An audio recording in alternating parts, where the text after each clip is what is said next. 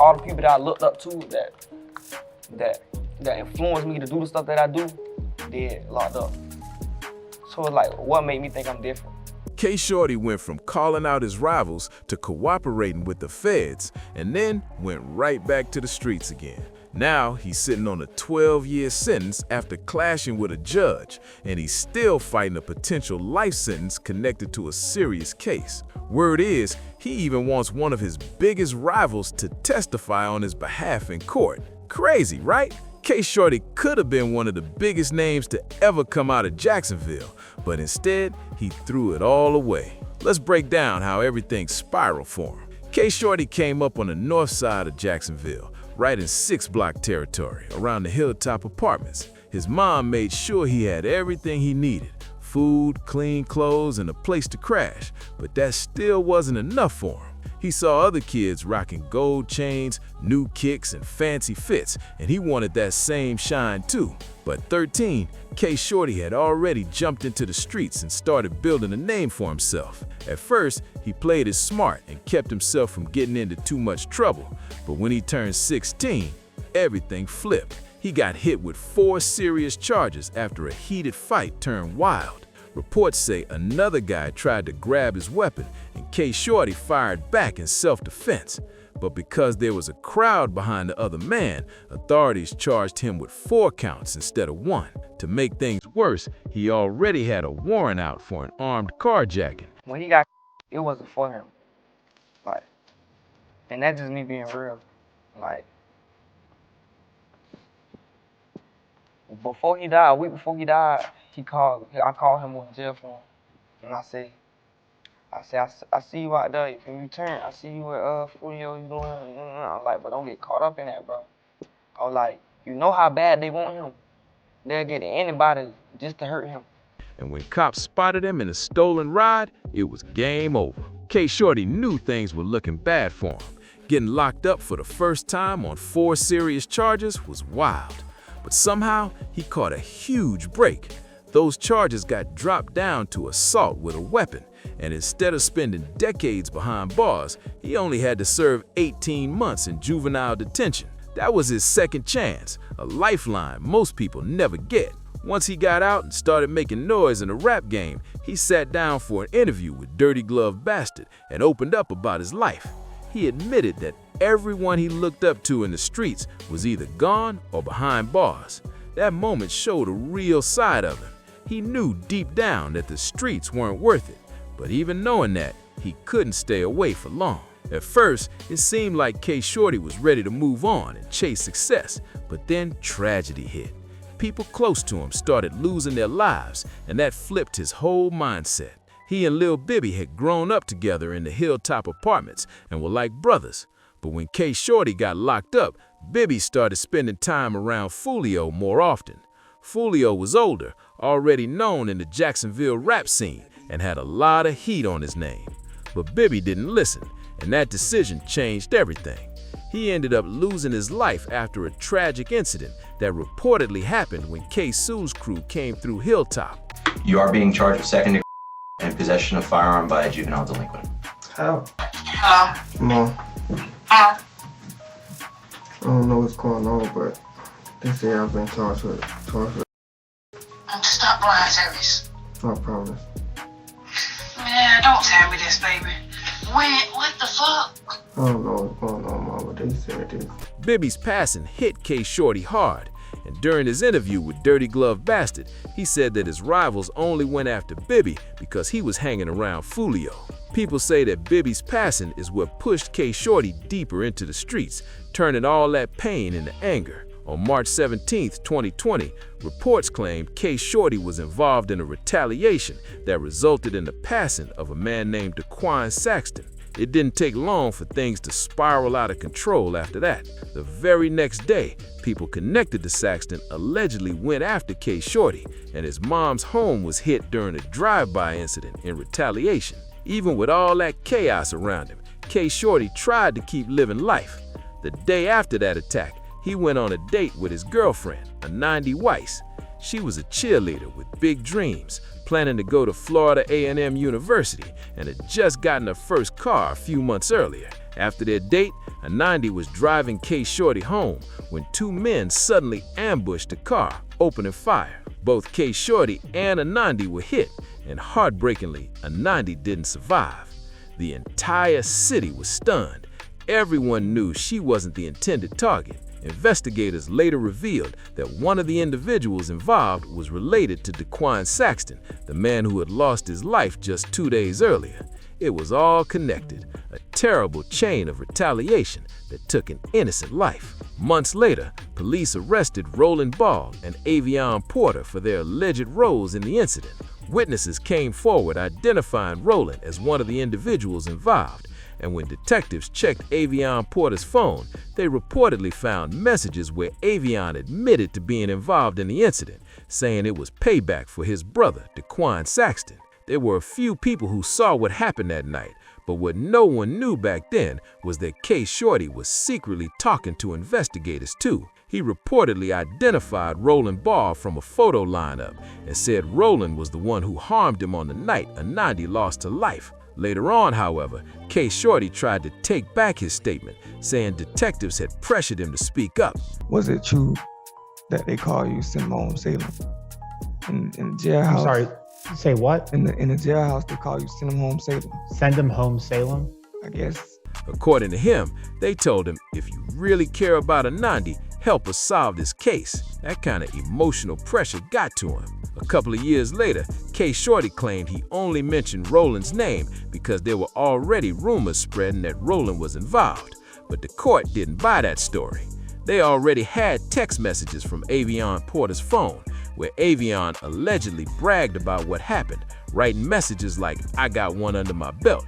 That's his girlfriend. Me and my brothers did that, because they took my brother." Avion reportedly said that Anandi wasn't supposed to get hurt, but the fact that she still lost her life showed how far things had gone.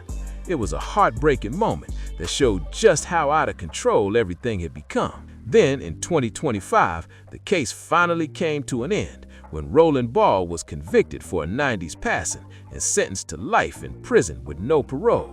The story shocked everyone, especially because Kshordy had ended up helping investigators lock up the same people he once went back and forth with in the streets. But here's where it gets even crazier. Even after that, Kshordy was still moving around in the streets, allegedly staying involved in new incidents, all while starting his rap career. In early 2021, he dropped a track called "Tired of Shooting" in Raps, showing a glimpse that maybe he was trying to move on, but the chaos around him just kept pulling him back. In one of his most controversial songs, Kshordy came with some aggressive lyrics, saying lines like, "They must not be tired of losing, cause I don't get tired of proving myself. If it ain't about real action, my crew ain't moving." That track showed how much anger he was still carrying. He was still upset with Foolio, blaming him for what happened to Lil Bibby, his close friend who lost his life so soon. The tension between them kept building. Even Foolio's own mom had reportedly been caught up in the drama surrounding him, and Kshordy didn't hold back in his music. He rapped, "I'd lose my mind if someone hurt my mom. Someone's getting caught in the fire for real. Don't talk that tough talk till one of them pays the price." The lyrics were explosive and raw, pure emotion on the mic. Around that time, 6 Block, the area where Kshordy was from, had just taken 2 big losses. Spies 2X lost his life during an incident at the Hilltop Apartments, and just a day later, Rod K passed away in that same area. I caught a charge. I had got an altercation with somebody, and they tried to charge me with 4 attempted murders. Oh shit. Because I the crowd. Kshordy used his music to call out Foolio directly, accusing him of not doing anything for his people. In one verse, he spit, "You talk about spinning, but that's a lie. Spaz and Rod K gone, and you just cried." He was coming straight at Foolio's reputation. In another verse, Kshordy called Foolio goofy and said he couldn't take him seriously anymore. He revealed that while he was locked up, Foolio had promised to pay for him to record music when he got out, but when Kshordy came home, that never happened. Feeling betrayed, Kshordy fired back again on his track, throwing shade and saying Foolio was all talk and no action. He rapped, "People out here losing their lives and getting locked up while Foolio chilling, talking about studio time but ain't spending a dime. When it was time to move, he was just running the block, And when Bibby died, he didn't even call. Kshordy's lyrics cut deep, showing that behind all the drama, there was real pain, betrayal, and broken loyalty. After Kshordy dropped his tracks calling out Foolio, Foolio decided to fire back with a diss of his own, titled Straight Facts. In the song, Foolio went straight for the jugular, saying Kshordy was partly responsible for what happened to Anandi and mocking him for how many times he'd been injured. Foolio rapped, "You got hit so many times they call you target practice. That girl lost her life because of your actions. That's tragic. You said I ran on Osama? I wasn't even there. Get that clear." The words were cold, and fans immediately knew the beef had reached a new level. Even though Foolio and Kshordy's feud didn't start as deep as others in Jacksonville, things around Kshordy was still dangerous. He had rivals who wanted to harm him, and a few months after Foolio's track dropped, Kshordy was injured in the leg during an incident. Police found him bleeding in the same neighborhood where a lot of his conflicts had gone down. Around him, they discovered a rifle, a hoodie, a mask, and shell casings, and they believed there had been a violent confrontation shortly before they arrived. It took investigators a few months to test the evidence. When the results came back, they showed Kshordy's DNA on both the gun and the hoodie. That was enough for prosecutors to charge him as a felon in possession of a firearm with possible gang connections. Things were only getting worse for him. While his legal situation was heating up, his music career was taking off too, but his own lyrics started coming back to haunt him. During his trial, prosecutors even played his track On Your Ass, where he basically described the same night he was injured. In that track, he painted a dramatic picture of the night he was hurt, struggling to get to safety. Those lyrics hit hard, and the court used them as evidence against him. It showed just how much Kshordy blurred the line between real life and rap. His pain, his battles, and his mistakes were all laid out in his music for the world to hear. In his track, Kshordy rapped vividly about surviving another close call. He said, "I had to ditch the mask, get away from that spot fast. When the cops come asking what happened, I ain't saying a word." His lyrics were raw and filled with that street energy he was known for. In another song, Dead Ops and Raps, he came with even more intensity, spitting, "They hop out, I let the metal talk. I don't got rivals, they just talk like cops, only hitting legs instead of standing tall. I know the real you, YouTube just got your head too big." After catching his gun charge, Kshordy eventually bonded out, but instead of laying low, he allegedly ended up in more street drama. Reports say that just a few months later, he was involved in an incident where a man named No Face lost his life. Most people believe No Face wasn't even the intended target. He was just in the wrong place at the wrong time, riding with Spinner Bands, another Jacksonville rapper who had a long, bitter history with Kshordy. The beef between Kshordy and Spinner Bands had been brewing for a while, and it got even uglier after Spinner Bands posted a video mocking Kshordy, making fun of him for dancing in the bathroom. He even dropped a diss track with lines like, "I don't smoke Kendra. My daughter's like me, focused and in school. But look at this dude twerking in the bathroom. That's lame." The disrespect was through the roof, and from there, things just got more hostile. Both sides kept taunting each other in their music, mentioning people who had passed away, which only fueled the tension even more. Then in September 2021, the feud reached a boiling point. Kshordy and his associate 2-4 reportedly spotted Spinner Bands, Greenlight, and No Face at a gas station on Lenox Avenue.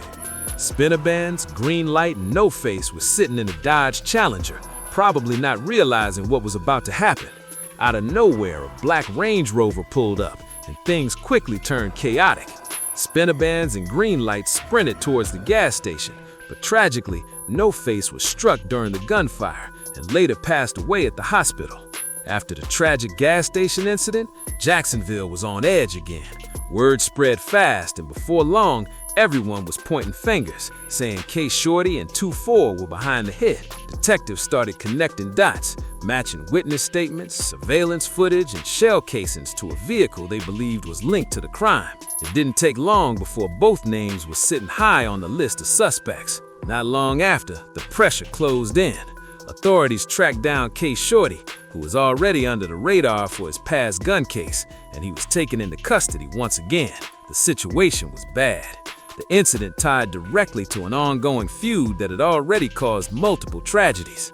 Prosecutors were determined to make an example out of him this time.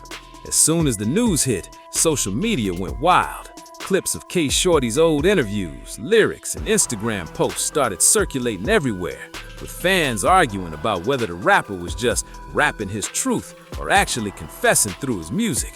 One of his oldest songs even had lines that fans started dissecting for clues. People were convinced he had been predicting his own downfall all along.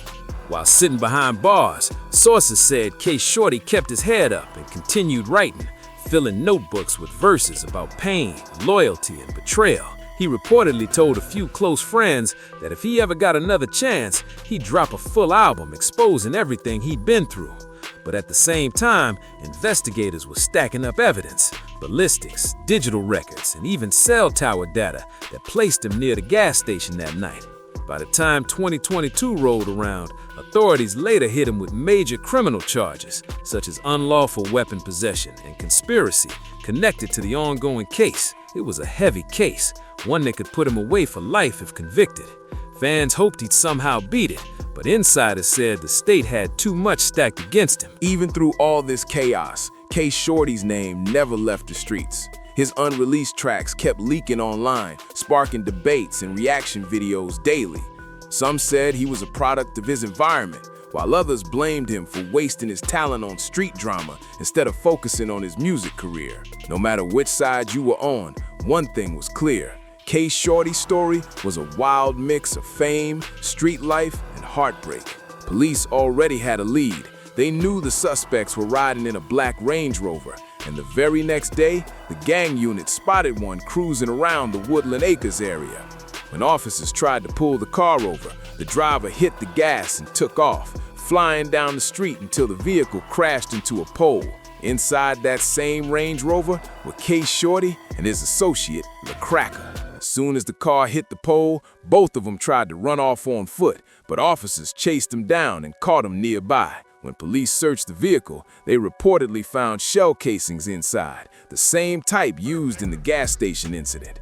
What made things even worse was that they were riding in the exact same Range Rover linked to the crime. But that wasn't even the wildest part. The Range Rover belonged to 2-4's mom. Instead of keeping a low profile or switching cars, Kshordy and his crew had been using his friend's mother's vehicle, practically handing investigators everything they needed to connect the dots. If they had ditched the car or burned it, maybe they could have avoided detection. But instead, they left behind a trail of evidence that made the cops' job too easy. After being taken to the station, Kshordy was told directly that he was now being charged with a serious crime. That's when reality hit him. He had to make that painful phone call to his mom and tell her what was happening. Imagine that moment, having to tell your own mother you're facing life behind bars. Before that case even went to trial, Kshordy first had to deal with his gun charge, and from the start, it looked rough. Investigators had his DNA all over the weapon, plus his music was being used against him again. Prosecutors played one of his older songs where he talked about the night he got caught up in that incident, basically confessing through his lyrics. Catching a gun charge isn't always the end of the road. Some artists bounce back stronger. But Kshordy completely fumbled his chance when he angered the judge during sentencing. After being found guilty, he got the chance to speak before the sentence came down. This was his moment to show remorse or highlight his success in music, something that could have earned him a little mercy. But instead of playing it smart, he made a major mistake. Kshordy decided to joke around in court, saying people in jail called the judge "Send him home, Salem." The judge's real name was Anthony Salem, and he actually had a reputation for being fair, sometimes even lenient. But once Kshordy threw that nickname at him, the judge's whole tone changed instantly. Rather than going easy on him, Judge Salem dropped the hammer, sentencing Kshordy to 12 years in prison. That one joke cost him big time. What could have been a short stint turned into over a decade behind bars, a huge setback for someone whose career was finally taking off. 12 years on a gun charge is already a heavy hit, but that wasn't even the worst part. Kshordy was still facing a potential life sentence if he didn't beat his next case, the one tied to No Face's passing. Things were looking so desperate that his defense team started reaching out for help from unexpected places, even from his former rival spinner bands. In 2024, news broke that Kshordy's lawyers were trying to get spinner bands to testify on his behalf in court. That shocked everyone, especially since these two had been dissing each other for years. Spinner bands didn't hold back. He blasted Kshordy on Instagram, saying when he went to trial, he didn't have anyone in the courtroom but his lawyer. It was his way of clowning Kshordy for trying to lean on an old rival for support. Losing No Face had already hit spinner bands hard. In his track Badass Day, he rapped, "They sprayed my whole side. I ain't get hit, still confused. I still hear Face's voice in my head." You could hear the pain in those lyrics. It showed that beneath all the back and forth, real people were hurting on both sides. Kshordy had reached a breaking point. You could hear it in his voice when he said, "I know we still got things to handle. I ain't like these other dudes. They still got something to prove. Me, I done lost almost everything. Ain't got much left to lose." It was raw and real, the sound of someone who'd seen too much too young. But when spinner bands found out that Kshordy's legal team had tried to get him to testify for the defense, he wasn't having it. Instead of staying quiet, he decided to drop a diss track called Letter to Kshordy, where he aired everything out. In the song, spinner bands rapped, "First of all, I ain't put y'all in this position. Second, nobody helped me when I was in it. Third, don't act like I made you step off the porch. You did that on your own. Y'all too vulnerable, and it's making me uncomfortable." The lyrics were cutting. You could feel the mix of frustration and disappointment in every line. Meanwhile, rumors in the city started swirling that investigators might have more evidence on Kshordy than anyone thought. Word on the street was his close friend 2-4 was already talking to police, possibly trying to make a deal. Nobody knew for sure, but the gossip spread fast, and it wasn't looking good for Kshordy's case. In his music, he'd often hinted at being deep in the streets. On his track Let's Do It, he bragged, "They want to know how much work I put in. I say about 4. Fans debated whether it was just music or something more real, but prosecutors definitely took notice. They started using his lyrics as possible evidence, trying to connect his songs to the crimes they believed he was involved in. Things had gotten completely out of control.